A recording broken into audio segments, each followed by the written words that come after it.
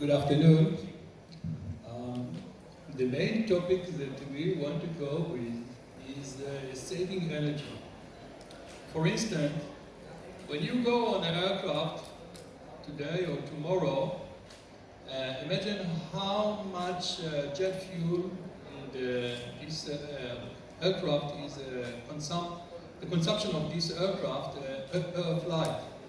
We can save about more than 10% of this jet fuel. Data centers are 5% of the electrical power energy worldwide. Solar panel became a huge source for energy. Everywhere there the connectivity and managing this microgrid deliver to energy improvement and improve efficiency. Wow, that's pretty ambitious. I think given where the airline industry is today, you should be one sought-after company. Okay, so Nitzan, I'm gonna turn to you, and if you could share with us what's the big hairy problem that you were trying to solve. Good afternoon. We try to bring electricity green and clean to everywhere, and in parallel to that, to minimize the waste. Firstly, the agricultural waste, food waste, and later on also municipality waste. And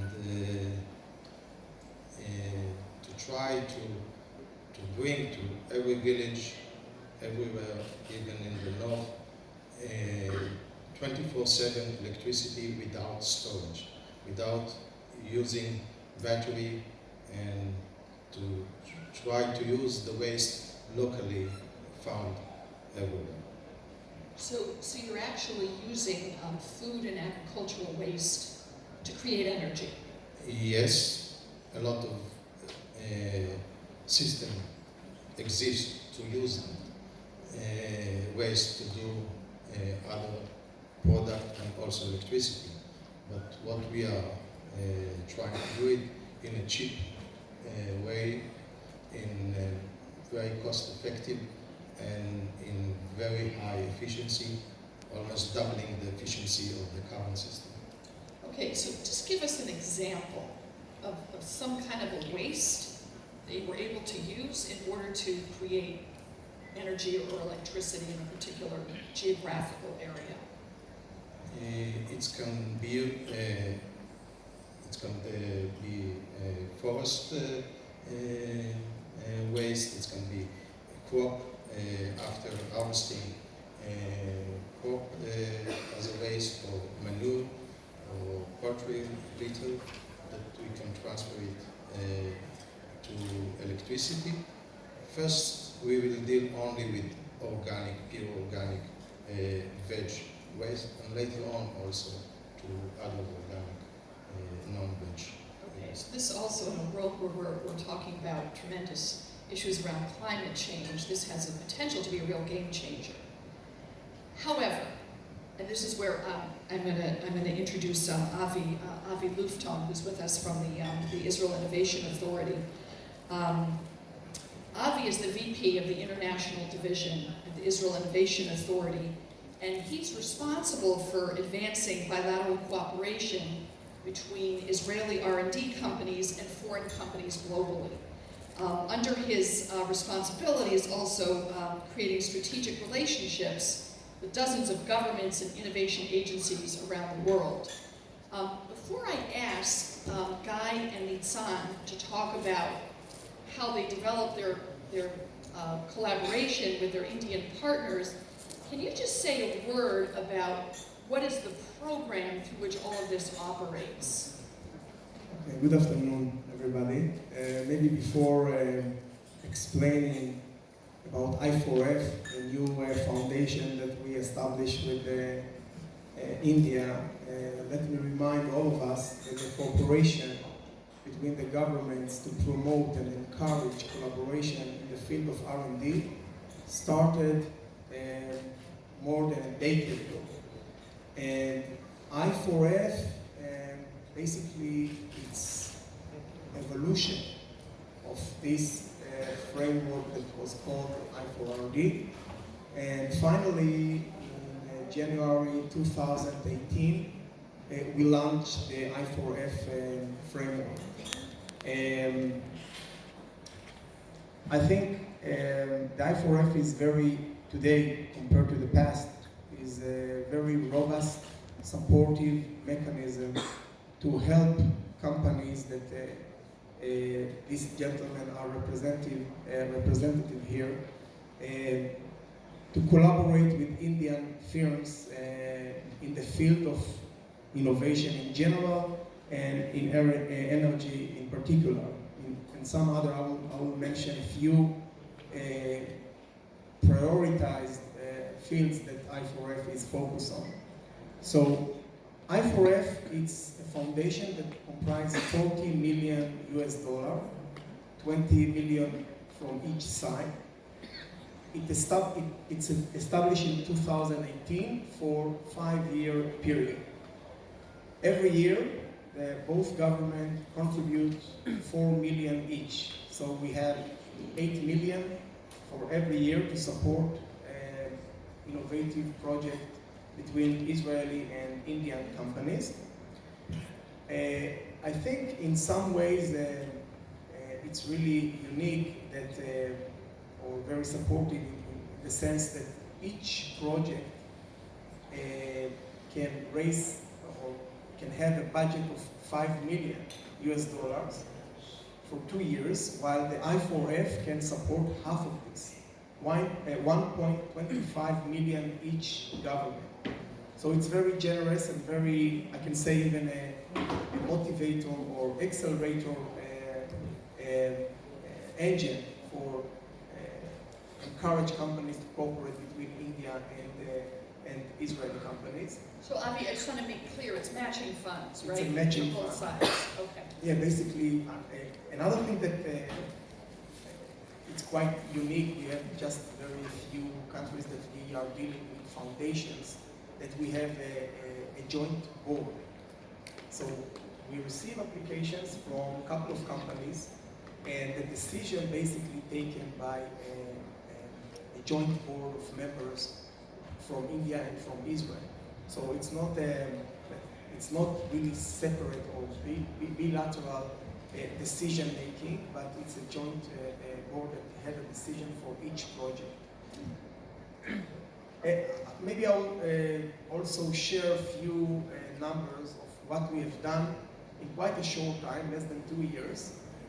Till up to date, we received, I have the figures here, we have till now 3 calls for proposals. We are entering the 4th one in December. And till now we received 24 applications in less than 2 years. 8 of them received our approval and received funding. The total budget that we already provide to these companies is more than, accurately, it's 8.5 million US dollars. And we are expecting a few more just in a week from now. So I think, I don't think we need to talk about the potential of collaboration, because anyone knows that it exists and it's vast in many fields. But I think this is a really great tool to take advantage from the private sector and use it for the benefit of the 2 countries. It's also a great story about the collaboration between public and private partnerships. So basically what you're saying, without ramping up the connectivity with partners from abroad, Israeli entrepreneurs like Guy and Nitzan are basically talking to themselves. And this allows a real, extending to a much larger ecosystem. I want to actually turn back to our high-tech friends here. And maybe, Guy, can you share with us, now that we know how this program operates and what it's trying to achieve, what is it that you needed on the Indian side, and how did you find your partner in India for Redler Technologies? Okay, this is a very good question. We have a partner here, Sasmos, you can raise up your hand. We started the business here, working together into the aerospace OEMs. We have built up our relation by getting orders from the OEM. Then we start to think how we do cooperation, because we have a vast technology that is looking for market, as you said before, and our friends have their expertise and their way for the OEMs.